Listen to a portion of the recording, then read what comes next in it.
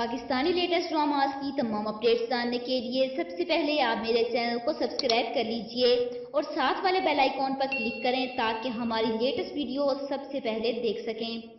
अस्सलाम वालेकुम viewers, drama serial कमज़र्फ की नेक्स्ट एपिसोड में आप लोग देखेंगे कि आखिर नबील अपने मकसद में कामयाब हो ही जाता है।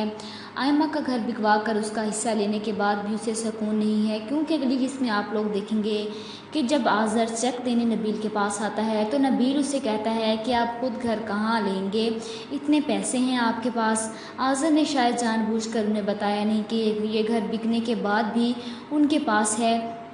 वो उसकी नेचर को अच्छी तरह से पहचान चुका है, इसी वजह से वो रूखे अंदाज में कहता है कि जी हाँ है मेरे पास पैसे। तब नबील तंज करके कहता है कि हाँ भाई, आपको तो बहनों से डबल हिस्सा मिला होगा।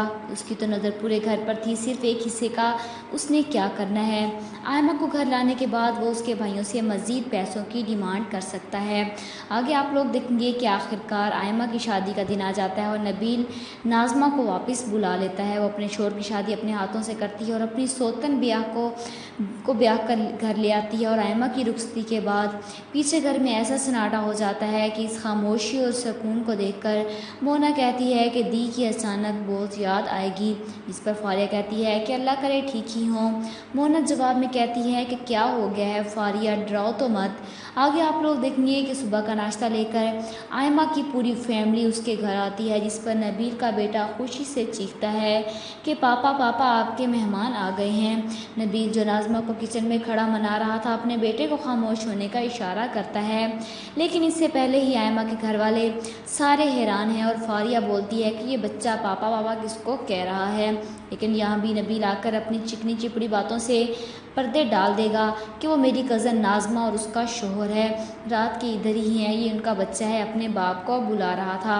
आयमा जैसी भी औरतें होती हैं जो मुंह पर बेइज्जती करती हैं, दोनों भाभियों की मौजूदगी में मोना से कहती हैं कि इतनी चालाक भाभियाँ मिली हैं मुझे। एक तो चाहती थी कि मेरी कभी शादी ना हो, दूसरी ने बहुत चालाकी से घर अपने नाम भी लिखवा लिया। फारिया कौन सा खामोश रहने वाली थी, फ़ौरन जवाब में कहती है कि घर बेचने की वजह भी आपकी शादी ही थी।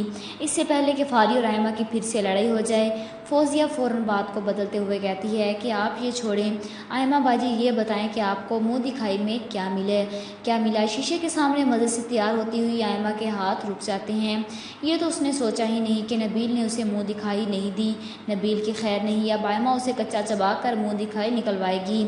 आयमा अपने घर वालों के साथ वापस अपने घर आ जाती है और यहाँ जब आज़र और आसिम उनसे पूछते हैं कि नबील भाई ने वलीमे के बारे में कुछ नहीं बताया, तो वो फ़ौरन नबील को फ़ोन करती है कि वलीमे का पैगाम नहीं दिया तुमने।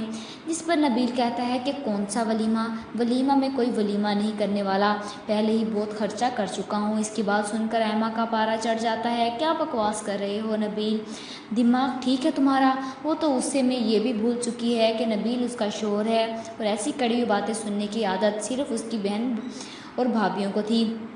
तो कैसी लगी आज की आप लोगों को कि इस कमेंट बॉक्स में अपनी राय का इज़हार ज़रूर कीजिएगा और साथ मेरे चैनल को सब्सक्राइब कीजिएगा।